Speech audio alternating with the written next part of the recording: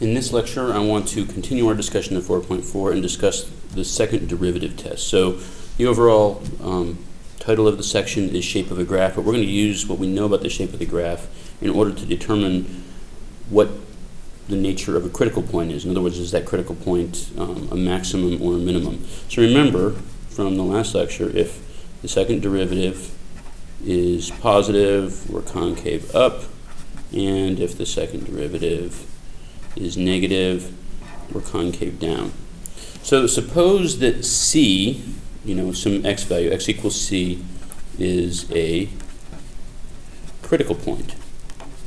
All right, so remember, a critical point is where, so that means that either f prime of C equals 0 or f prime of C does not exist. All right, but we know that the maximum or minimum of a function will happen at a critical point. So we want to look at how could we use this idea of, remember, this is the shape of f. We can get that from f double prime.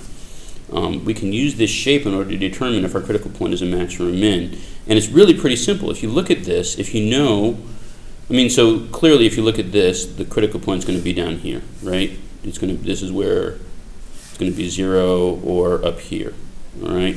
So if we put in C into the second derivative and determine what the sign is. In other words, if the second derivative evaluated at C is positive, then we have to have this situation here, right?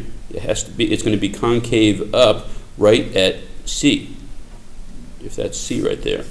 So if it's concave up, then we know that what we have is a minimum, because our critical point happens at kind of the bottom of this. Whereas if the second derivative is negative, then we have this situation going on. All right, and again, it's the second derivative evaluated at whatever our critical point is. So in this case, we would have a maximum, right? Because our critical point is at the top of this concave down shape. So what I would like to do is just go through two examples of how to use this. So here's the first one. Suppose we have this function x e to the negative x. All right, so here's a good review on derivatives. So we take the first derivative, we need to use the product rule here, right? So the derivative of the first is 1 times the second is e to the negative x plus x times the derivative e to the negative x. All right, well, this is a case of e to the f of x, right? So the derivative is f prime e to the f of x. In this case, f of x is just negative x. So the derivative of negative x is negative 1 times e to the negative x. All right, we can clean this up a little bit by rewriting it e to the negative x. Instead of plus and negative, we say minus x e to the negative x, and we can clean it up a little bit more by factoring out an e to the negative x, so I end up with 1 minus x, right? If I expand this back out, e to the negative x times 1 gives me e to the negative x, and then minus x gives me this, all right?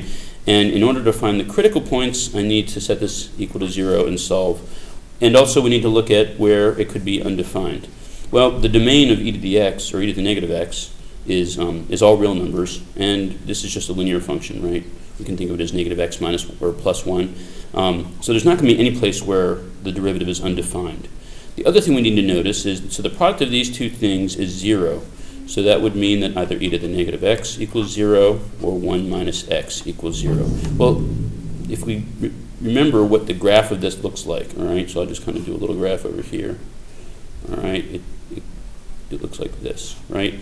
It's never equal to 0. There's nothing we can put in for x. We can't raise e to some power and make it negative that will make this equal to 0. So this will never happen.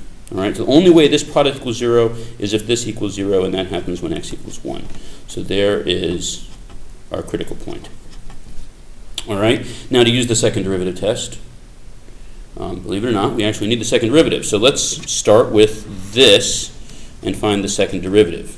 All right.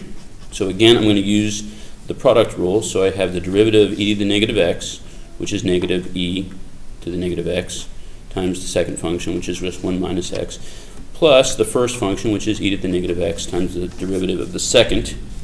And so the derivative of 1 is 0, the derivative of x is 1, so I'm just left with a negative 1 there. All right, so let's clean this up a little bit. I'm going to bring this negative in here, so if I distribute it to the 1, that becomes negative 1, that becomes positive x, so I have e to the negative x times x minus 1, and that's just going to be minus e to the negative x. One more time, I'm going to pull this e to the negative x out. I'm going to kind of factor it out of this term and out of here. So here I'll be just left with a 1, so I'm left with kind of an x minus 1 minus 1, right? Because I can multiply this back to get that term and multiply that back to get this term. And then in here, I can simplify. I have e to the negative x times x minus 2. That's my second derivative. Well, what we want to find out is if this critical point is a maximum or a minimum. So remember, coming back up here, we can put this critical point into our second derivative, and if our second derivative is positive, we have this situation going on, it's a minimum. If our second derivative is negative, then we have this situation going on, and it's a maximum. So let's put 1 in here. What do we get? So f double prime of 1 is e to the negative 1 times 1 minus 2. All right. Now, again, here's the graph of e to the negative x. It's never negative. It's never 0 or negative. It's always positive. All right, so that's always positive. And 1 minus 2, so that's positive. That's negative, so their product is negative. All right, so the second derivative evaluated at 1 is negative. That means I have this situation going on right here, and that means that my critical point is a maximum.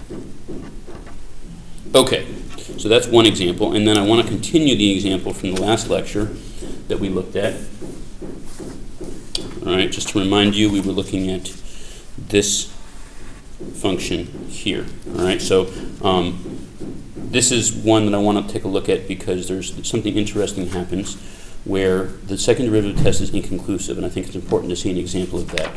So let's real quick kind of repeat. So if we have f of x equals x to the 5th minus 5x to the 4th, f prime is 5x to the 4th minus 20x cubed. And we need to find, last time we didn't find the critical points. Here we need to because we want to know if those critical points are a max or a min. So we set that equal to 0. Let's pull out, I don't know, 5x cubed, right? That'll leave me with an x minus 4, all right, equal to 0, so that means that either 5x cubed equals 0 or x minus 4 equals 0. The only thing that would make that true is for x to be 0, and here I have that x would equal 4. So these are our critical points. Okay, now, if I want to use the second derivative test to test these critical points, I want to put them into the second derivative to determine if the second derivative is positive or negative at these points. I need to find the second derivative, which again we did in the last lecture, but it's easy to do. I'll start with this one so I don't have to use the product rule rather than the factored form. So I have 20x cubed minus 60x squared, all right? And it might be easiest to factor here in order to test these because all we care about is if it's positive or negative, right? So if I pull out a 20x squared, I'm left with x minus 3. Okay, so here is our second derivative. I need to check f double prime of 0. So this is the second derivative test now, right? I'm going to check this each of these critical points. I'm going to put them into the second derivative. If the second derivative is positive, then it's concave up, and I have a minimum. If it's negative, then it's concave down, and I have a maximum. All right. Well, f double prime of 0 is 0. That is the inconclusive case. All right. If the second derivative is also 0, we don't know. All right. We may or may not have an inflection point, but that's not the point. The point here is that we don't know if 0 is a max or a min of this function because the second derivative is not positive or negative. All right. So that one's inconclusive. We can still put in 4. All right. And we get, if we put in 4 here, well, that's going to be positive times 4 minus 3, which is positive, and that's positive. So what I have is it's concave up at that point. That means I have, at this point here, for that critical point, it's a minimum. All right. So what are we going to do about this? All right, well, we have some other tools, right? We have the first derivative test that we could try. So this is a good review for the first derivative test. Let's go over here, and we already know about force, so we don't need to worry about force so much, right? We know that the first derivative is 0 at 0. We need to see what the sign of the first derivative is on either side of 0. So let's come back up to this right here, and let's try -1, right? So if I have 5 times -1 cubed times -1 minus 4, well, this piece right here, that's going to be negative, right? Because -1 cubed is -1 times 5, so that's negative. And clearly here, -1 minus 4 is also negative. So the product of two negatives is a positive. So the first derivative is positive here. That means our function is increasing, right? The function is increasing here. And then let's try on the other side, we could put in 1 to our first derivative here. Okay, so if I put in 1, I have 5 times 1 cubed times 1 minus 4. So 1 cubed is 1 times 5, so this piece right here is positive. And over here, 1 minus 4 is negative, so the product is negative, and it's negative over here. So what I have is,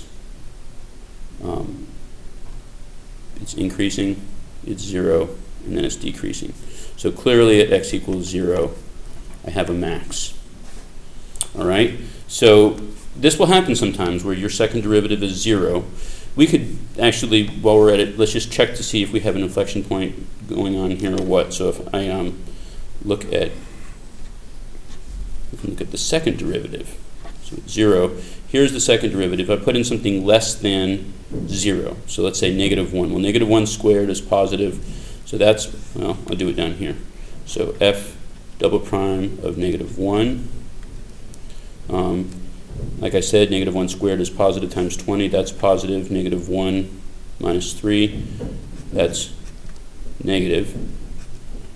So I'm going to be concave, it's negative over here, I'm going to be concave down.